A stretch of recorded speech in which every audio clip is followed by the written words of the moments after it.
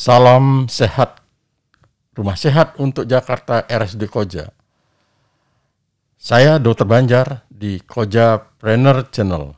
Koja Trainer Channel ini didedikasikan oleh Rumah Sakit Umum Daerah Koja atau Rumah Sehat untuk Jakarta RSUD Koja untuk mensosialisasikan terkait dengan beberapa penyakit, terkait dengan kesehatan khususnya. Jangan kita bilang penyakit, kesehatan pada khususnya. Dan yang lainnya yang perlu kita share kepada masyarakat awam khusus terkait dengan pemahaman kesehatan tersebut. Hari ini kita bahas terkait dengan Ramadan 2022. Sebentar lagi kita memasuki bulan suci Ramadan, di mana akan disambut dengan sukacita oleh umat muslim. Tapi di balik itu ada beberapa pertanyaan dari masyarakat, yaitu kalau saya sakit bagaimana? Apakah masih boleh puasa enggak? Penyakit-penyakit apa saja yang kira-kira perlu diperhatikan ketika kita menyambut bulan suci Ramadan ini?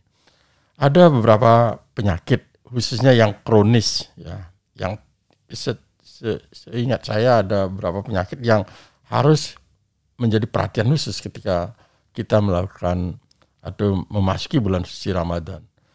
Nah, untuk membahas itu, saya sudah menghadirkan di sini Dr. Susanan Draha, spesialis penyakit dalam KGH, konsulan gastroenterologi hepatologi di Rumah Sakit Umum Daerah Koja. Beliau bertugas sudah cukup senior di RSUD Koja dan cukup lama. Nah, mari kita simak perbincangan hari ini terkait dengan menyambut bulan suci Ramadan dihubungkan dengan beberapa penyakit-penyakit kronis. Selamat pagi, Dr. Susan. Selamat pagi, Dok. Apa kabar? Sehat pasti, kabar baik selalu. Kabar baik selalu ya, semangat. Semangat ya, selalu. Ya. Dok, sebentar lagi kalau nggak salah di kalender kita buka-buka, tanggal 3 April sudah mulai masuk bulan suci Ramadan. Bulan Ramadan. Puasa pertama kalau nggak salah. Iya, Dok. Jadi sebelumnya itu kan ada persiapan, ada munggahan, biasanya selalu ada makanan yang tersaji di masing-masing kelompok. Ya. Biasanya di unit-unit itu melakukan itu. Ya. Kemudian ya seperti bersilaturahmi. Ya. Nah, kemudian masuk kepada tarawih pertama tanggal 2, kemudian tanggal 3 masuk bulan suci Ramadan. Dok, ada beberapa pertanyaan dari masyarakat ini. Dok, kalau saya sakit ini boleh puasa nggak? Kalau sakit ini boleh puasa nggak? Kira-kira Dokter Susan, karena spesialis penyakit dalam ini, penyakit-penyakit apa sih yang perlu diperhatikan ketika kita memasuki bulan suci Ramadan? Ya, terima kasih, Dok. Pertama-tama sebelum kita bicara penyakit-penyakit spesifik, saya mau katakan dulu bahwa yang bisa menghambat berpuasa itu adalah cara minum obat. Karena apapun penyakit kan ada obatnya. Ada obatnya. Kalau obat itu hanya sekali sehari, sebetulnya puasa bisa jalan sebetulnya secara umum. Atau obat itu 2 kali sehari, pas sahur, pas buka juga sebetulnya bisa jalan. Tapi ada obat-obat yang harus diminum tiap 8 jam, harus diminum tiap 6 jam. Nah, itu bikin masalah. Jadi, memang kita harus berdiskusi dengan dokter atau saya sebagai dokter juga selalu nanya ke pasien, kalau saya mau kasih obat yang memang harus diminumnya per 6 jam atau per 8 jam. Karena ada beberapa penyakit yang memang obatnya nggak bisa kita ubah. Ini harus diminum tiap 6 jam selama sekian hari misalnya, nggak bisa diubah. Nah, kalau seperti itu terpaksa nggak bisa puasa. Tapi kalau masih bisa diubah dengan golongan lain yang masih bisa 2 kali sehari, nah itu masih memungkinkan untuk puasa. Oke. Sobat sehat, Rumah Sehat untuk Jakarta RSUD Koja, bahwa tadi dijelaskan bahwa yang akan menjadi salah satu hambatan daripada melaksanakan ibadah puasa ketika kita mengidap beberapa penyakit, yaitu adalah pola minum obatnya. Kalau minum obatnya 3 jam sekali atau 4 jam sekali, ya pasti akan susah. Tapi kalau minum obatnya pas buka dan pas puasa, kayaknya bisa melakukan. Tapi untuk memperdalam dari terkait dengan hal ini, kira-kira penyakit apa saja sih yang perlu diperhatikan ketika kita puasa. Kalau lihat penyakit kronis ada penyakit akut. Penyakit akut apa? Penyakit kronis apa? Penyakit akut itu penyakit yang munculnya itu relatif mendadak, keluhannya itu relatif berat, tetapi kemudian lama penyakitnya singkat dan selesai. Durasinya singkat ya. Dan selesai tanpa ada sisa yang harus rutin datang lagi minum obat seumur hidup. Enggak, kalau penyakit akut selesai, beres. Tapi kalau penyakit kronik, datangnya kadang nggak ketahuan, mula-mula nggak ada keluhan apa-apa, ketahuannya kebetulan, tapi kemudian akan datang bonus-bonusnya. Durasinya barangkali lebih lama ya. Lebih lama dan sebenarnya penyakit kronik ini ya seumur hidup. Sehingga memang memerlukan terus-menerus obat, memerlukan terus-menerus kontrol. Itu bedanya kronik dan akut. Terus kalau yang puasa yang diperhatikan penyakit-penyakit apa aja? Kalau untuk penyakit akut sih memang kita sarankan, karena penyakit akut kan singkat ya dok ya. Jadi kalau untuk penyakit akut yang berat ya udah, selama penyakit akut yang berat ya jangan puasa. Tetapi nanti kan sembuh lalu bisa ganti lagi puasa. Yang jadi masalah memang penyakit kronik, karena ini kan terus menerus sepanjang 30 hari 1 bulan Ramadan itu kan terus menerus. Nah di situ kita harus bijak untuk memutuskan ini bisa puasa atau tidak. Nah, penyakit yang kita mau kita anggap penting untuk menentukan puasa ini. Pertama pastinya diabetes dok.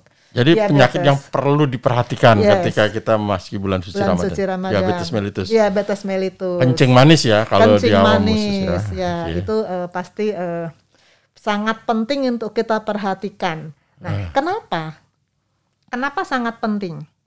Pertama, kita di bulan puasa itu kan ada kebiasaan untuk buka puasa dengan makanan buka puasa yang disebut takjil itu dok. Nah itu kan umumnya manis-manis ya. Kita lihat di sini contohnya ya seperti ini. Aduh udah jadi pengen ya. Nah ini kan memang sangat menggugah selera. Nah ini ternyata kalau untuk diabetes tidak boleh bikin gula naik. Semua minuman ataupun makanan buka puasa yang menggunakan gula pasir, gula merah, sirup, madu, itu semuanya nggak boleh. Madu nggak boleh juga? Nggak boleh dok. Artinya madu ada yang nggak ngaruh itu? Nggak ya? Memang lebih baik dihindari. Karena itu tetap indeks glikemiknya tinggi. Indeks glikemik tinggi. Jadi pemanis yang direkomendasi untuk kencing manis hanya sukralosa. Mereknya sih macam-macam, tapi netizen bisa, sobat sehat bisa melihat di kardusnya mengandung sukralosa. Nah itu boleh. Di pasaran banyak. Sukralosa. Mereknya mungkin sebetulnya kita nggak boleh sebut merek ya. Kalau kita sebut merek pasti orang tahu lah. Tapi mengandung sukralosa, nah itu boleh. Itu pemanis bisa kita gunakan untuk membuat minuman manis. Ini, tapi jangan gula pasir, ganti dengan sukralosa. Diabetes mellitus, kalau di awam khusus bilang kencing manis. Ya. Terus apa lagi dok? Ada lagi yang sangat penting. Ini minggu depan kan sebentar lagi sudah mau puasa, jadi saya selalu sudah mulai nih ngomong ke pasien-pasien. Begitu masuk bulan Ramadan, obat berubah. Gini, obat untuk diabetes ada obat yang diminum sekali sehari malam. Itu nggak berubah, itu tetap. Karena malam nggak puasa. Karena malam aman. Tapi ada obat yang selalu diminum sekali sehari pagi sebelum sarapan. Dalam kondisi normal, pagi sebelum sarapan. Nah, ini yang berubah. Pindah ke buka puasa. Malah ke buka puasa. Karena apa? Jumlah makanan yang kita makan ketika sahur dan ketika buka, pasti banyakkan buka. Nah, maka obat yang sekali sehari, misalnya contoh Glimepirid, itu sekali sehari sebelum makan, sebelum sarapan kalau di bulan biasa. Begitu masuk bulan puasa, Glimepirid ini pindah ke buka puasa. Nah, karena jumlah porsi makan kita saat buka puasa lebih banyak daripada porsi makan sahur. Atau begini kali ya, kalau yang hari biasa kan dimakan, ada diminum sebelum makan, sebelum sarapan. Habis itu kan durasinya sampai nanti panjang sampai sore. Nah, kalau puasa itu kan nggak boleh makan kan, takutnya barangkali reaksi hipoglikemik Iya, yang betul. itu ya. Karena Itu kalau jadi, dikonsumsi pagi saat sahur, nanti baru setengah jalan puasa dia ngedrop. drop banget kan gitu. Karena dia kan siang nggak makan. Nggak Kalau makan, betul. dalam kondisi nggak puasa kan siang makan. Oke. Nah, jadi Lalu itu diganti alasannya. geser ke pas buka, ya. Buka, ya. Karena buka nanti sampai nanti subuh lagi, Betul. baru puasa lagi Ya. kan. Artinya boleh apabila terjadi drop hipoglikemik berarti akan bisa disuplai lagi kan itu. Ya, karena kan makan Ya, boleh. sepanjang malam kan juga bisa makan. Bisa makan Dosisnya, dosisnya mungkin si dokter juga akan turunkan sedikit mungkin. Itu sangat tergantung dokter yang menangani pasien. Tapi yang pasti pindah ke buka puasa. Oke, terus apa lagi, Dok? Ada juga obat gula kan ada banyak jenisnya, Dok. Yang ada tadi yang diminum sekali sehari malam itu metformin. Itu nggak berubah. Lalu glimepirid yang diminum pagi pindah ke buka puasa. Nah, satu lagi akarbuse, ini juga suka kita kasih yang diminum bersamaan dengan jam makan. Nah, ini siangnya pasti hilang karena tidak ada jam makan kan siang. Jadi biasa 3 kali sehari berubah jadi 2 kali sehari mengikuti sahur dan buka. Nah, itu yang paling penting berubah pada diabetes itu. Ya. Oke. Dan kadang-kadang kalau pasien perlu suntik. Nah, ini juga bisa jadi masalah. Kalau dia suntik hanya sekali sehari dan gulanya rata-rata nggak terlalu tinggi, masih mungkin bisa puasa dan nanti mungkin dosis suntikannya diturunkan sedikit. Tapi kalau dia harus suntik yang 3 kali sehari, biasanya gulanya jelek-jelek biasanya. Nah, itu mungkin dokter akan menyarankan kalau bisa jangan puasa dulu. Kalau atau disuntik sebelum makan biasanya. Ada yang suntik sebelum makan, ada suntik sekali di malam hari. Ya. Jadi memang akan ada sedikit negosiasi lah antara pasien dan dokter untuk obat kalau sampai pakai insulin. Tapi itu sangat individual. Jadi itu nanti tiap-tiap sobat sehat dengan dokternya masing-masing. Tapi kalau yang bisa kita ceritakan secara umum adalah obat-obat minum seperti tadi perubahannya. Oke. Ini diabetes. Ada lagi yang diceritakan dengan diabetes ini, dengan kencing manis? Masuk penyakit berikutnya? Ya, penyakit berikutnya yang juga penting di bulan puasa, saya kira sih sobat sehat semuanya tahu pasti lambung. Karena tiap bulan saya punya pasien-pasien tiap bulan puasa pasti pada datang keluhan lambungnya kambuh. Soalnya kan puasa, lambung pada kambuh. Yang bilang, oh saya lagi emah, apa boleh puasa tuh. Nah sebenarnya ada istilah lain selain emah itu atau gastritis barangkali udah ini. Ada tukak lambung. Tukak lambung ini ya, Dok ya. Yang barangkali bisa dijelaskan tukak lambung itu bedanya dengan gastritis atau bedanya dengan mah yang di awam bisa diketahui itu seperti apa, Dok? Nah, sebetulnya tukak lambung ini adalah mah yang bahaya. Justru ini yang bahaya. Yang bisa bocor, bisa menimbulkan sampai mengancam jiwa, perdarahan, sampai infeksi berat yang mengancam jiwa, bahkan ada beberapa pasien yang sampai nggak bisa ketolong karena terlambat datang. Nah, itu tukak lambung ini, tukak lambung. Jadi luka yang dalam, yang korengan, korengnya. Dan ini sebetulnya sangat mudah terjadi pada orang-orang yang suka minum itu obat-obat nyeri, jamu pegelinu atau obat-obat nyeri yang kan pasien-pasien sih suka cerita beli di itu sebut nama toko obat, beli obat pegelinu. Nah, itu tuh sangat-sangat atau obat-obat pengencer darah kalau diminum rutin juga bisa bikin tukak yang dalam-dalam itu bahaya. Makanya saya kalau ada pasien-pasien yang mah, namanya kan mah kan kita nggak bisa menentukan ini gastritis atau tukak lambung sebelum kita endoskopi. Makanya menjelang bulan puasa saya biasanya menganjurkan pasien-pasien kalau yang saya curiga ini minum obat nyeri, endoskopi dulu supaya nanti kita bisa putuskan aman nggak untuk berpuasa. Itu menjadi penting tindakan endoskopi. Jadi penyakit yang kedua yang harus menjadi perhatian sobat sehat, rumah sehat untuk Jakarta yaitu tukak lambung atau kita kenal di awam dikenal mah, gastritis atau GERD itu yang seperti itu yang hubungannya dengan lambung. Terus ada penyakit lain lagi? Nah, ini sebelum ini gambar endoskopi. Mungkin sobat sehat masih kayak apa sih endoskopi? Ini gambarnya. Jadi kita menyarankan untuk mengetahui lambungnya ini, mahnya ini aman nggak untuk puasa. Paling bagus kita endoskopi dulu biar bisa diputuskan ini aman atau tidak. Dok, ini proses endoskopi seperti ini ya, perlu di ruang OK atau di ruang biasa? Tindakan seperti apa nih? Bisa di ruang biasa.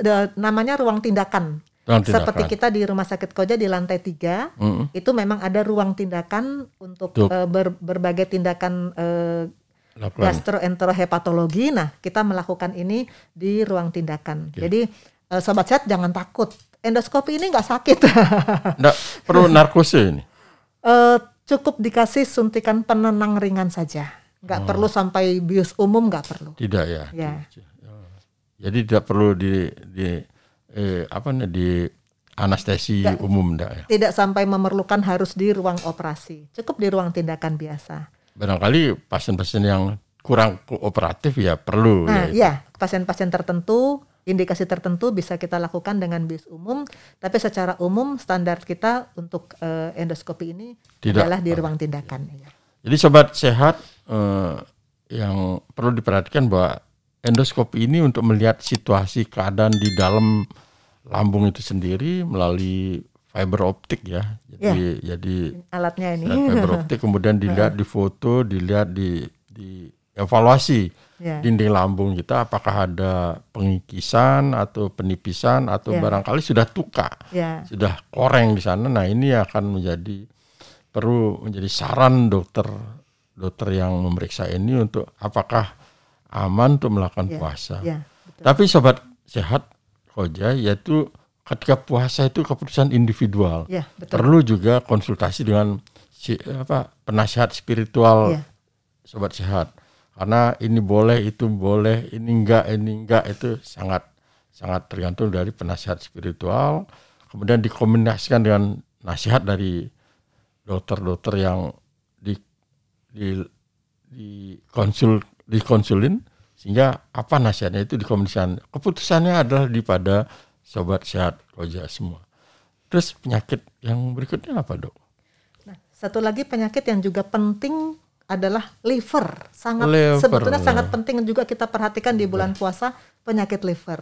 Mungkin banyak sobat sehat yang belum terlalu tahu liver itu sebetulnya, kalau liver itu artinya apa? Karena penyakit liver bisa berarti penyakit kuning yang kemudian sembuh itu penyakit liver yang akut sembuh. Tapi ada penyakit liver yang kronik yang sering kita sebut sirosis, di mana livernya seperti gambar yang sebelah kanan.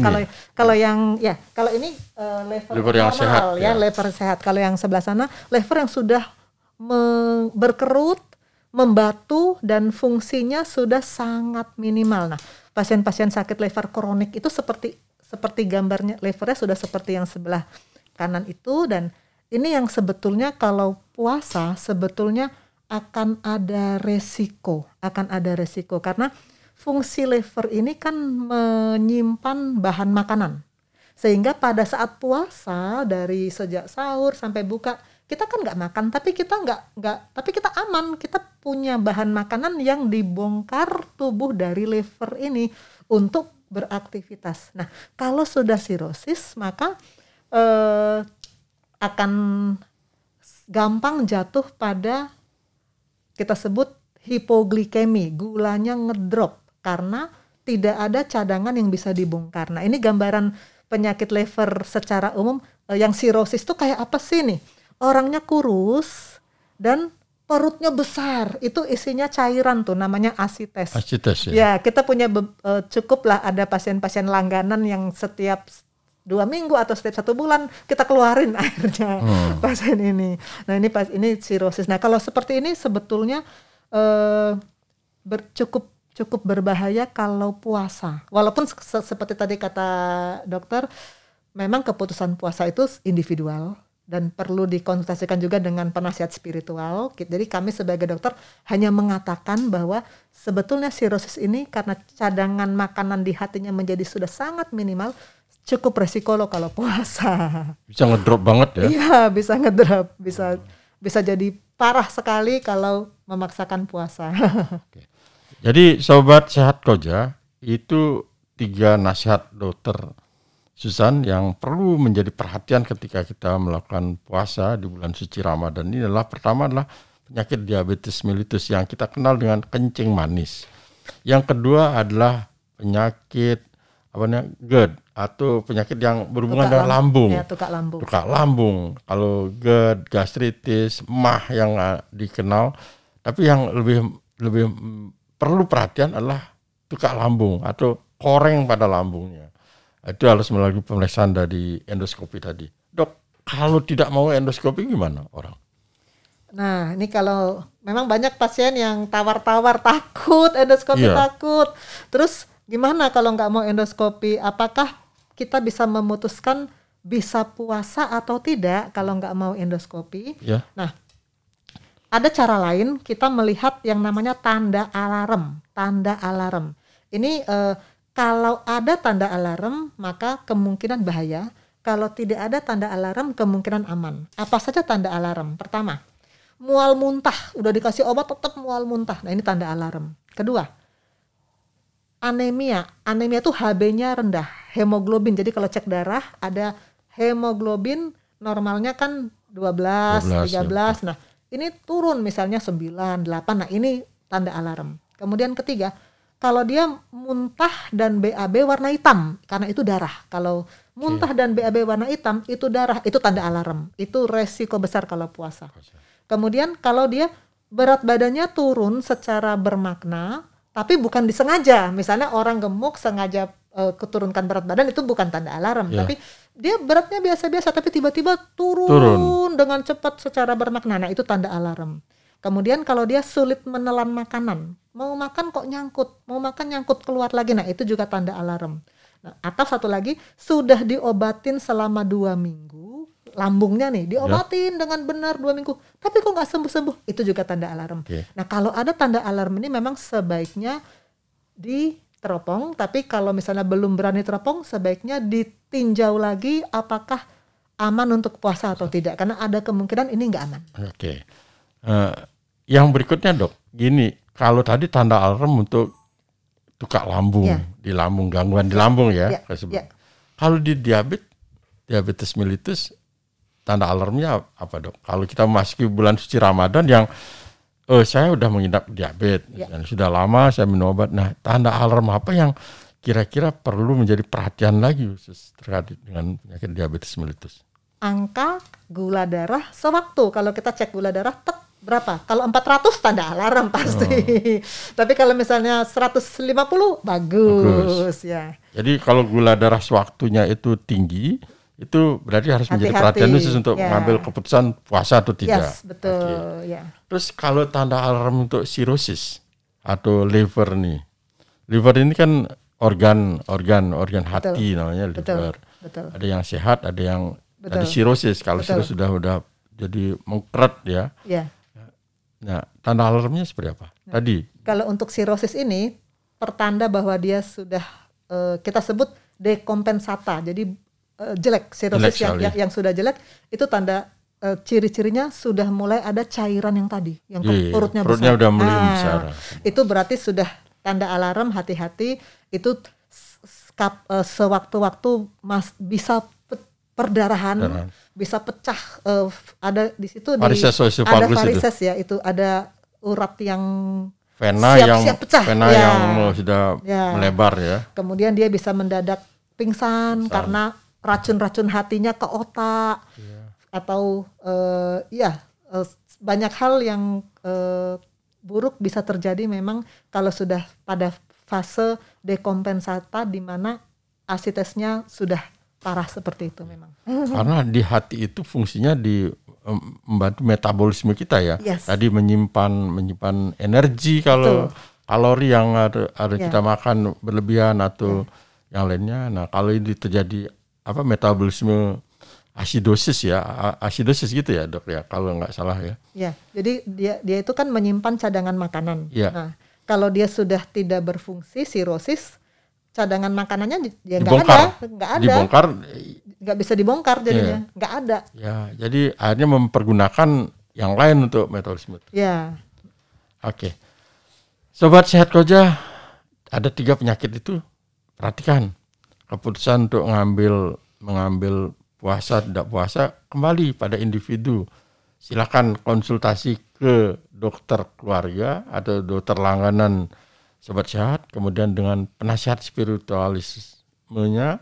Kemudian yang berikutnya barangkali melalui referensi yang kompeten terkait dengan keputusan untuk puasa ini, agar niat kita baik untuk beribadah, tetapi kalau ujung-ujungnya juga tidak baik kan ya susah juga kan gitu dok. Jadi malapetaka juga untuk diri kita. Tetapi gini, Sobat Sehat Koja, kita pembahasan kita, maksudnya keputusan itu adalah dikembalikan pada individu masing-masing. Ya. Terus berikutnya apalagi yang perlu diwaspadai atau menjadi perhatian ketika? Ya, selain ketiga penyakit yang tadi yang memang sangat penting untuk diperhatikan karena mau memasuki bulan puasa, juga ada penyakit-penyakit kronik lainnya yang kalau dalam fase berat sebaiknya nggak puasa, seperti penyakit kanker. Kanker apa saja itu ada fase di mana dia kita bilang keadaannya baik, puasa nggak apa-apa. Tapi kalau suatu saat dia habis kemoterapi misalnya, keadaannya ngedrop, itu jangan puasa. Begitu juga berikutnya ginjal cuci darah. Orang yang sakit ginjal cuci darah itu sebetulnya sehari-hari baik-baik aja, puasa bisa. Tapi ada saja kondisi tiba-tiba misalnya HB-nya, hemoglobinnya ngedrop, atau albuminnya ngedrop, atau tiba-tiba ada infeksi. Nah itu akan membuat dia menjadi berat. Nah itu jangan puasa dulu.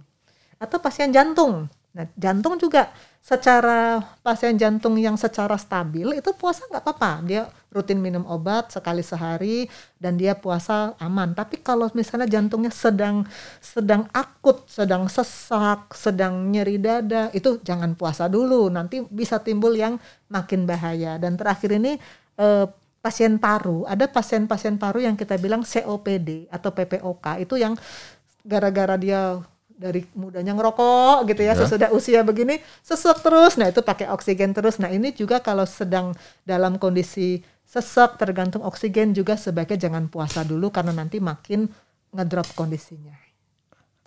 Oke dok, ini di masyarakat beredar, puasa itu karena puasa bisa ngobatin loh, jadi kita makin sehat itu. Bagaimana pendapat ini dok? Ya sebetulnya memang ada kondisi yang penyakit seperti misalnya penyakit mah. Penyakit mah itu sebetulnya kalau mah yang ringan, yang kalau di endoskopi cuman gastritis aja, itu sebagian pasien malah di bulan puasa lebih enak. Karena di bulan puasa itu sebetulnya jam makan dia tuh lebih teratur. Ya, pikiran dia juga lebih tenang, pola hidup lebih teratur. Jadi malah dia lebih enak di bulan puasa.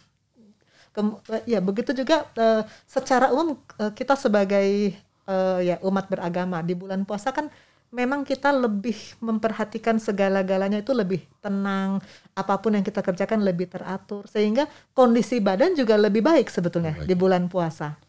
Hanya yang tadi itu ya, kalau misalnya ternyata lambungnya tuh nah itu bahaya sebetulnya. Jadi Sobat Sehat Koja perhatikan bahwa kadang-kadang ada pendapat dari teman kita, pendapat dari keluarga kita, puasa nanti akan menjadi baik. Tidak juga semua seperti itu.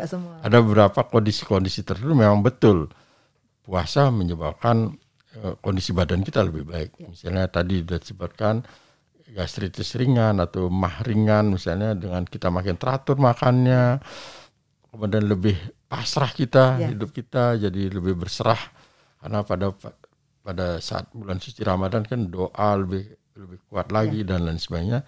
Sehingga ini akan barangkali ini bisa membawa energi yang positif untuk kesehatan kita. Jadi tidak semua juga menjadi baik, puasa baik, juga bisa jadi lebih parah. Perhatikan, untuk itu Sobat Sehat Koja lakukan konsultasi terlebih dahulu dengan dokter keluarga saudara-saudara sekalian, Sobat Sehat Koja semua yang terdekat, bisa di puskesmas, bisa di rumah sakit, ke dokter-dokter langganan Sobat Sehat Koja semua. Yang berikutnya adalah konsultasi dengan penasihat spiritual Sobat Sehat. Ini boleh, itu boleh, mana yang enggak boleh, ini yang enggak boleh. Jadi agar kita betul-betul beribadah itu sesuai dengan kaidah-kaidah yang ada. Jadi tidak melanggar kaidah-kaidah yang ada. Dr. Susan, di penghujung perbincangan kita ini ada tips nggak ketika kita umat Muslim yang ingin masuk ke bulan suci Ramadan?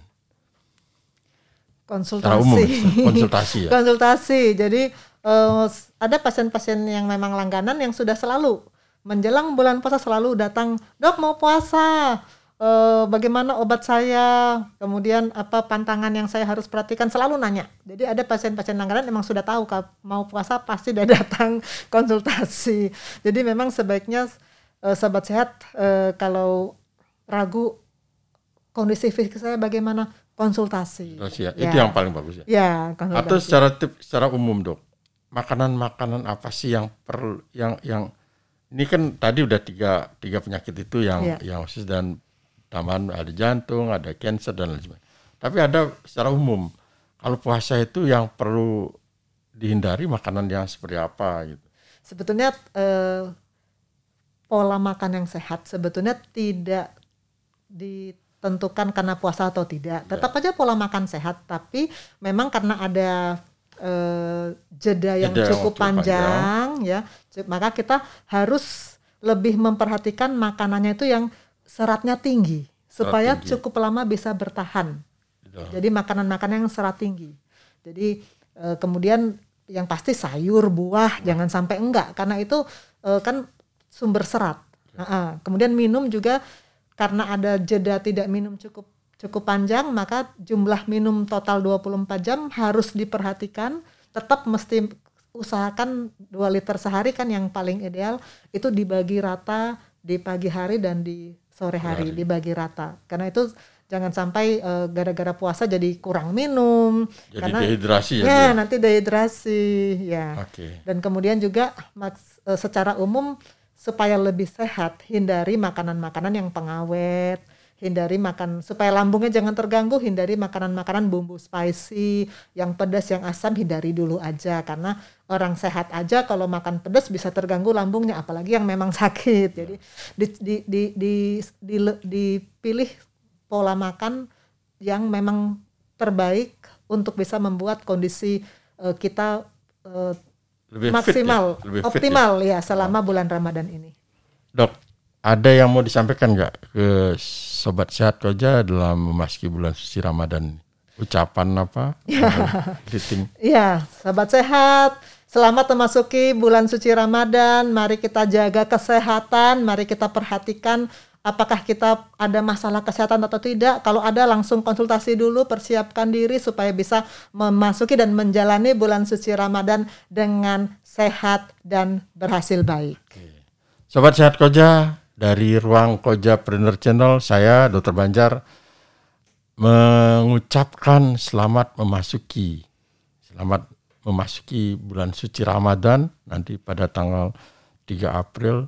Semoga kita senantiasa diberkati Tuhan Yang Maha Esa sehingga kita bisa melaksanakan ibadah bulan suci Ramadan ini dengan khusyuk, dengan sehat, dan kemudian kita akan memasuki kehidupan yang lebih fitri nanti, lebih bersih, lebih berserah pada Tuhan Yang Maha Esa. Demikian Sobat Sehat Koja, saya Dr. Banjar di Kojapreneur Channel. Salam sehat.